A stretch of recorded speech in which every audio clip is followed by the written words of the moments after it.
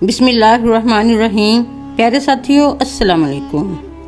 پیارے دوستو، آج کی ویڈیو میں ہم ایسے شخص کے بارے میں بات کرنے والے ہیں جس نے حضرت امام حسین رضی اللہ تعالیٰ عنہ اور ان کے ساتھیوں کو شہید کیا۔ اس بدبخت کی قبر کہاں ہے؟ اس کی قبر کا حال کیا ہے؟ جب یہ دنیا میں موجود تھا تو یہ شریعت کے خلاف کون کون سے کام کرتا تھا؟ اس نے نبی معظم صلی اللہ علیہ وآلہ وسلم کے پیارے نواسے حضرت امام حسین رضی اللہ تعالیٰ عنہ کے ساتھ کیا کیا کیا؟ یہ امام حسین کے ساتھ بغض کیوں رکھتا تھا؟ وہ کون سے لوگ تھے جنہوں نے اس غلیظ کام میں اس کا ساتھ دیا؟ اس کے بیٹے نے تخت پر کیوں تھوکا؟ 65 سال بعد اس کی قبر کھولی گئی تو لوگوں نے کیا دیکھا؟ یہ سب کچھ جاننے کے لیے ویڈیو کو اینڈ تک ضرور دیکھیے گا۔ دوستو، یزید وہ بدبخت ہے جس کے ماتھے پر اہل بیت کے قتل کا سیاہ دھبا ہے۔ ہر زمانے میں ہر انسان اس پر ملامت کرتا ہے۔ قیامت تک اس کا نام حقارت سے اور ذلت سے لیا جائے گا۔ یہ بدبخت سیاہ دل خاندان کی ذلت کا باعث، نہایت ہی موٹا بد کردار، بد اخلاق، بری عادتوں والا، فاسق و فاجر، شرابی و بدکار، ظالم و بے ادب، گستاخ اور صحابہ کرام کا خون بہانے والا تھا۔ اس نے ایسے ایسے کام کیے جس سے انسانیت بھی شرما جائے۔ ساتھیوں، آگے بڑھنے سے پہلے ہمارے چینل نالج ہوم کو سبسکرائب کر لیجئے۔ اگر ویڈیو پسند آئے تو اسے لائک اور شیئر لازمی کیجیے گا۔ شکریہ۔ یزید پلید بدبخت 25 ہجری کو دمشق میں پیدا ہوا۔ اس نے وہ کام کیے جن سے شرعی نکاح حرام تھا۔ یزید ان کو نکاح کا رواج دینے والا تھا، سود اور دیگر حرام کاموں کو عام کرنے والا تھا۔ نبی معظم صلی اللہ علیہ وآلہ وسلم فرمایا کرتے تھے کہ حسین اور حسن جنت کے سردار ہیں۔ ہر مذہب اور ہر قوم میں اچھے اور برے لوگ موجود ہوتے ہیں۔ مسلمانوں میں بھی کچھ لوگ ایسے موجود ہیں جو اپنوں سے غداری کر جاتے ہیں۔ حضرت امام حسن کو زہر دینے والی ان کی بیوی تھی، جبکہ حضرت امام حسین کو شہید کرنے والے بھی مسلمان ہی تھے، قرآن کے عالم تھے، تابعی تھے، روزے رکھنے والے تھے، زکوٰۃ دینے والے تھے اور حج کرنے والے تھے، اور یہ مسلمان 5 وقت کی نماز پڑھنے والے تھے۔ ایک صحابی رسول فرماتے ہیں کہ میں نے نبی معظم صلی اللہ علیہ وآلہ وسلم سے سنا، میری امت کو بدلنے والا بنو امیہ کا ایک شخص ہوگا جس کا نام یزید ہوگا۔ ایک اور روایت ہے کہ میری امت میں عدل و انصاف قائم رہے گا، یہاں تک کہ پہلا رخنہ انداز بنو امیہ کا ایک شخص ہوگا جس کا نام یزید ہوگا۔ صحابی رسول حضرت ابو ہریرہ رضی اللہ تعالیٰ عنہ، جو رسول پاک صلی اللہ علیہ وآلہ وسلم سے انتہا کی محبت کرتے تھے، وہ اپنے وصل سے قبل یہ دعا مانگا کرتے تھے کہ اے اللہ، میں تجھ سے پناہ مانگتا ہوں 60 ہجری کے آغاز اور لڑکوں کی حکومت سے۔ چنانچہ آپ کی یہ دعا قبول ہوئی اور 59 ہجری میں بمقام مدینہ منورہ میں آپ کا انتقال ہو گیا۔ یزید نے اپنی زندگی میں ہی اپنے بیٹوں کو اپنا جانشین مقرر کر دیا۔ یزید کے 12 بیٹے اور 5 بیٹیاں تھیں، لیکن اس کو اپنے بیٹے معاویہ سے بے حد محبت تھی۔ اس نے اس کی تعلیم و تربیت شہزادوں کی طرح کی۔ یزید نے اپنے بیٹے معاویہ کو ایک بہترین استاد عمر المقصوص کے مکتب میں 3 سال کے لیے بھیجا۔ یہ آدمی اہل بیت سے بے انتہا محبت و عقیدت رکھنے والا تھا۔ اس نے معاویہ کو اہل بیت کی عظمت بتائی۔ جب معاویہ ابن یزید تخت پر بیٹھا تو استاد کی محنت رنگ لانے لگی۔ اس نے آتے ہی واقعہ کربلا کی تحقیقات کی۔ جب اس نے دیکھا کہ اس کے باپ نے اسلام اور مسلمانوں کو کس قدر عظیم نقصان پہنچایا تو اس نے عوام اور تمام لوگوں کو مسجد میں جمع کیا۔ پھر منبر پر جا کر بیٹھا تو اس نے سب سے پہلے اللہ رب العزت کی حمد و ثنا بیان کی، پھر حضور اکرم صلی اللہ علیہ وآلہ وسلم اور ان کی آل پر درود بھیجا۔ پھر یوں کہنے لگا، میرے باپ کو جو حکومت ملی وہ اس کے اہل نہیں تھا، اس کے نفس نے اس کو برباد کر دیا، اس نے اللہ کی حدوں کو کراس کیا، اس نے اہل بیت پر بے شمار ظلم کیے۔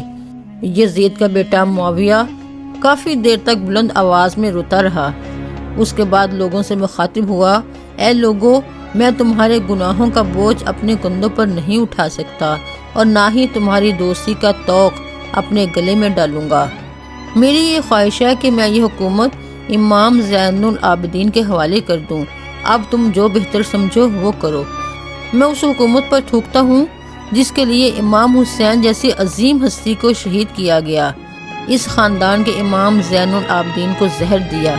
عمر بن عبدالعزیز جو کہ معجزانہ طور پر تخت نشین ہوئے، ان کو بھی زہر دیا گیا۔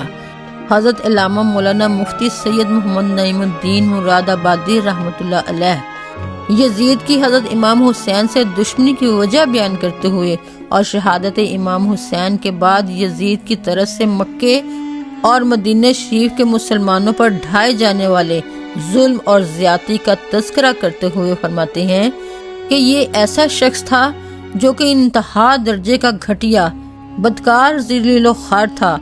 اس کی موت اتنی گندی ہوئی کہ اس کی جانب کوئی دیکھنا پسند نہیں کرتا تھا۔ یزید کے بے شمار جرم ہیں۔ سب سے بڑا جرم حضرت امام حسین رضی اللہ تعالیٰ عنہ کو اور ان کے 72 باوفا ساتھیوں کو شہید کرنا ہے۔ اس کے علاوہ اس نے مسجد نبوی کے اندر بہت سے صحابہ کرام کو شہید کیا۔ اس کی فوج نے مدینہ منورہ کی عورتوں کی عزتوں سے کھیلا۔ مسجد نبوی کے اندر گھوڑے باندھے گئے۔ کئی دن تک مسجد نبوی میں نماز نہ پڑھائی جا سکی۔ اس کے علاوہ اس کے دور میں خانہ کعبہ پر حملہ کیا گیا، جس کی وجہ سے حجر اسود کے ٹکڑے ہوئے۔ خانہ کعبہ کے غلاف کو آگ لگی۔ یزید کے بعد معاویہ نے اپنی حکومت کے آخری عام میں دھمکیوں اور لالچ کے بل بوتے پر مسلمانوں سے یزید کے لیے خلافت کی بیعت لی اور امام حسین اور امام حسن کے ساتھ کیے گئے صلح نامے کی شرائط کو بالائے طاق رکھتے ہوئے اپنے بدکردار بیٹے کو اسلامی ریاست کا حکمران مقرر کر دیا، جو کہ انتہائی غلط حرکت تھی۔ تاریخ میں منقول ہے کہ یزید نے اپنی حکومت کے آغاز میں مدینے کے والی کو خط لکھا اور اسے حکم دیا کہ امام حسن حسین اور دیگر شخصیات سے بیعت لی جائے۔ یزید نے اس خط میں حکم دیا کہ اگر یہ لوگ بیعت نہ کریں تو ان کے سر قلم کر کے میرے پاس بھیجو۔ استغفر اللہ۔ یزید نے 5000 شامیوں کو مدینہ منورہ پر حملہ کرنے کے لیے بھیجا۔ اس واقعے کو واقعہ ہرا بھی کہا جاتا ہے۔ یزید کی موت کے بارے میں یہ بھی لکھا ہے کہ یہ 64 ہجری کو جمعرات کے دن اس دنیا سے رخصت ہوا۔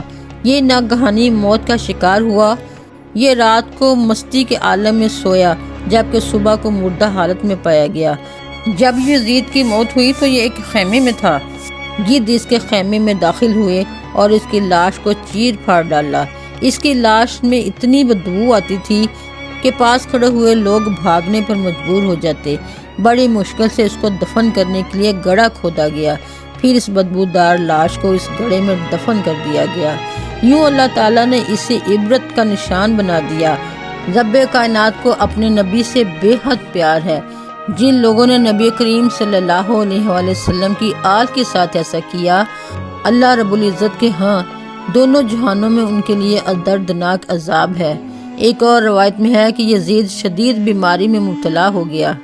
اس کی انتڑیاں جلنے لگیں۔ یزید کو اتنی پیاس لگتی تھی کہ وہ پانی کو ترستا تھا۔ جب وہ پانی پیتا تو یہی پانی اس کے پیٹ میں جا کر اس کی انتڑیوں کو جلاتا تھا۔ اس کے محل کے لوگ کہتے تھے کہ یہ درد حسین ابن علی کو پیاسا رکھنے کی وجہ سے ہے۔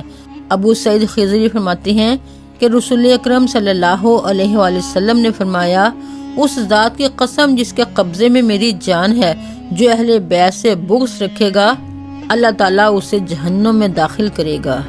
جب بنو امیہ کی حکومت کا تخت بنو عباس نے الٹ دیا تو بنو عباس کے پہلے حکمران ابو العباس نے آتے ہی بنو امیہ کا نام و نشان مٹانے کی قسم کھائی۔ بہت سے لوگوں کو قتل کر دیا گیا اور کربلا کے واقعے میں ملوث تمام کرداروں کی قبریں تک کھود دی گئیں۔ اس طرح بنو عباس کے حکمران ابو العباس الفا نے یزید کی قبر کو بھی کھدوایا، اور یہ کام اس نے اپنی نگرانی میں کروایا۔ وہ چاہتا تھا کہ یزید کو قبر سے نکالے اور اس کی لاش کو سولی پر لٹکائے۔